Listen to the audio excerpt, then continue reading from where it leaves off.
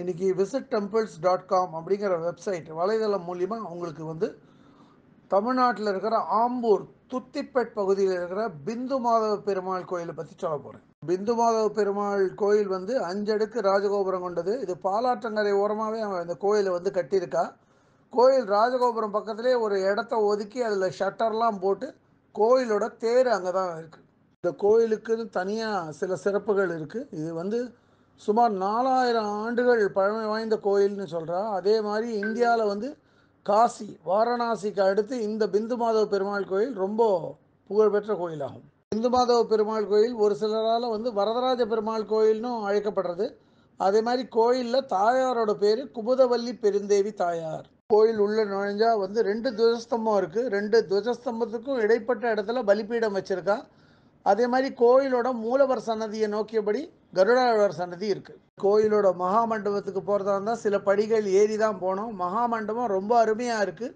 36 கல் தூண்களால் அமையப்பெற்றது இந்த மகாமண்டபம். மூலஸ்தானம் போகிற வழியில் ஜெயன் விஜயனுக்கு விக்கிரகங்கள் இருக்குது. மூலஸ்தானத்தில் பிந்து மாதவ பெருமாள் கம்பீரமாக ஸ்ரீதேவி பூதேவியோட நின்ற கோலத்தில் காட்சியளிக்கிறார்.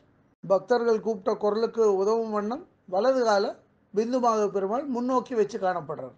மூலவர் சன்னதி உள்ளே உற்சவ மூர்த்திகள் விக்கிரகங்களும் வச்சுருக்கா. அதே மாதிரி பக்கத்தில் ஒரு கண்ணாடி பேழைக்குள்ள பல உற்சவ மூர்த்திகளோட விக்கிரகங்களை அடுக்கி வச்சுருக்கா. அது பக்கத்திலேயே வந்து ஆழ்வார்கள் விக்கிரகங்கள் வரிசையாக இருக்குது. ஆழ்வார் விக்கிரகங்கள்லாம் வரிசையாக வச்சுருக்குன்னு சொன்னேன்.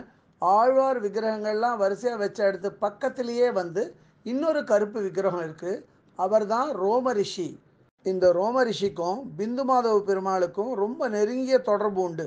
ரோம ரிஷியோட வேண்டுகோளுக்கு இணங்க தான் இந்த ஸ்தலத்தில் பிந்து மாதவ பெருமாள் எழுந்தருளி இருக்கார். கோயிலோட வெளிப்பிராகாரத்தில் இடது பக்கத்தில் வந்து சக்கரத்தாழ்வார் யோக நரசிம்மருக்கு தனியாக ஒரு சன்னதி இருக்குது. அதுக்கு அடுத்து இப்போ இன்னொரு சன்னதியில் லக்ஷ்மி நரசிம்மருக்காக கட்டிட்டு வரா. அது இன்னும் முடிக்கலை.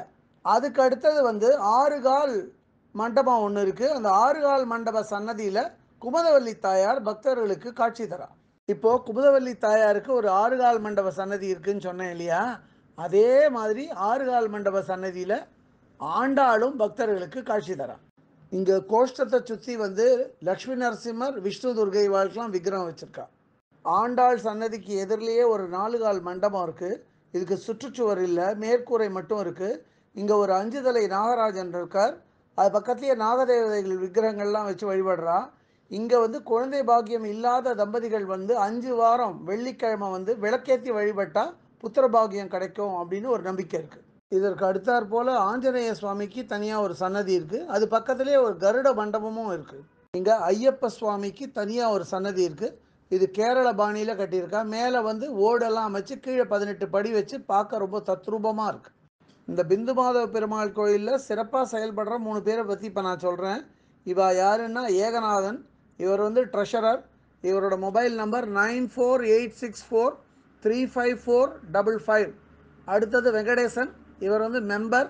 இவரோட மொபைல் நம்பர் 9597498276. அடுத்தது வந்து பாபு சுப்பிரமணியர் சர்மா.